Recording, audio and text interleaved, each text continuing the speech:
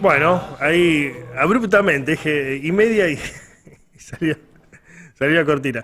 Estamos con el amigo Nahuel Peralta de Colidiomas. ¿Cómo estás, Nahuel? Buenos días, buen miércoles. ¿Qué tal? Buenos días, Antonio. Buenos días a todos. Buen miércoles. Buen miércoles.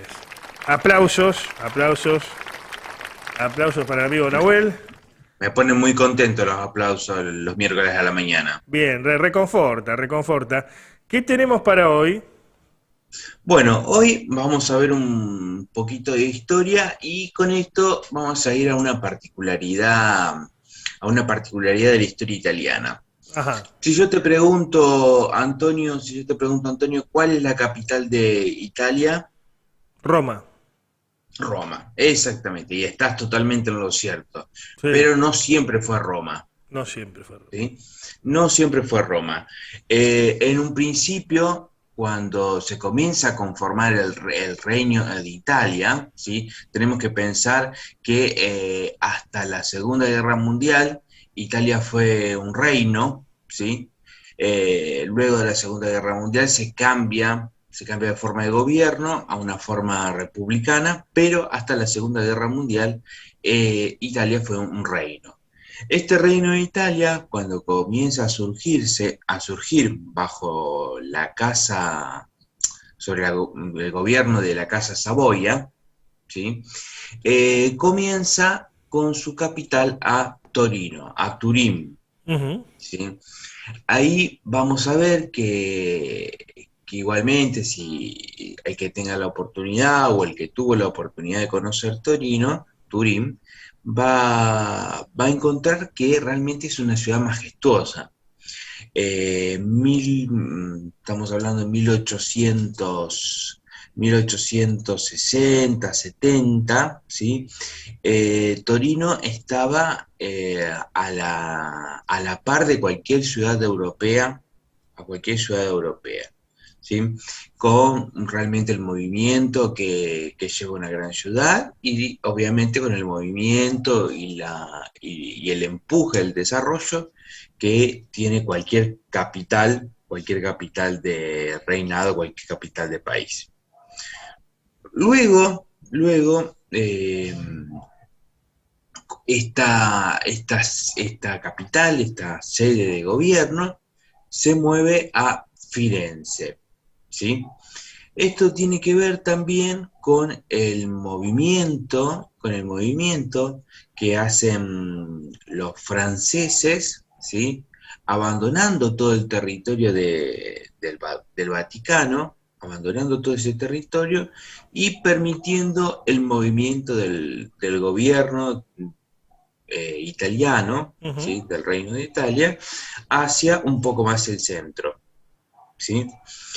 Aquí, obviamente, que digamos, asentarse en Firenze, que este nuevo gobierno se asiente en Firenze, no fue una gran dificultad, ya que de alguna forma la ciudad de Firenze tenía ya ese desarrollo o digamos, esas necesidades que se necesitaba para poder contener un gobierno. Igualmente, imaginemos que el traslado de toda la administración, el traslado de el gobierno, ¿sí? Lleva un gran movimiento de personas, Ujú. que también va a traer consigo una renovación, digamos, una renovación de Firenze. Claramente perdón, este movimiento de capital no va a gustar tanto a los torinenses.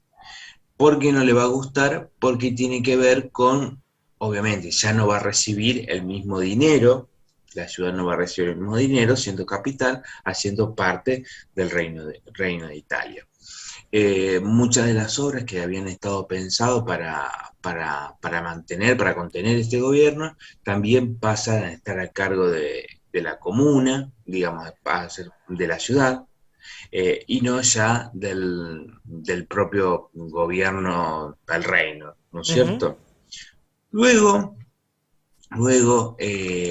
por último, se va a, digamos, a dirigir a la actual capital, ¿sí?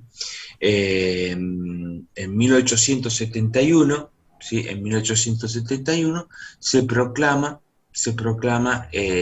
a Roma como realmente capital de Italia, ¿sí?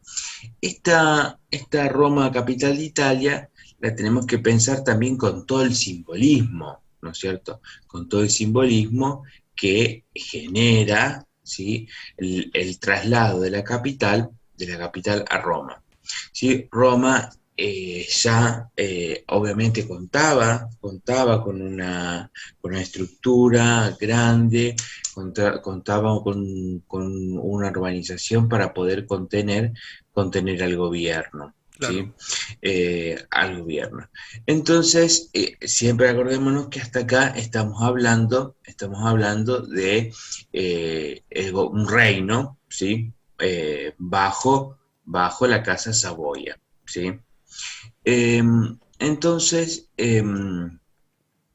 o como habíamos dicho, en 1871, ¿sí? Principalmente en lo que se llama el Quirinale, ¿sí? Es donde se va a desarrollar este gobierno italiano. Todos estos movimientos de capitales, ¿sí? De capitales, van a responder a diferentes aspectos políticos y también va a llevar a un desarrollo importantísimo. Tenemos que pensar que, por ejemplo, cuando, eh, cuando cuando Firenze es capital, ¿sí? Cuando Firenze es capital se redobla, ¿sí? Ujú. Se multiplica su cantidad de habitantes, ¿sí? Ujú. Entonces, lo mismo en Torino. En Torino, muchas personas, dependiendo de este gobierno, también generan un movimiento, Claro. digamos, un movimiento de personas. Lo que va a llevar consigo también, obviamente, también un movimiento en cuanto a la urbanización y el Claro. desarrollo de las ciudades en sí Sí, mismas. muy interesante. Muy interesante, muy interesante. ¿Cómo puede contactarse la gente, Nahuel, con qué idiomas? Sí, se pueden contactar a través de las redes sociales, Facebook e Instagram, Coeli Idiomas, a través de la página web, coeliweb.com.ar.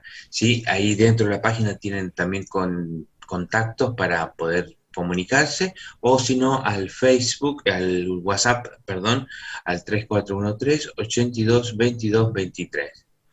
Muchas gracias, Nahuel. Buena semana, buen miércoles.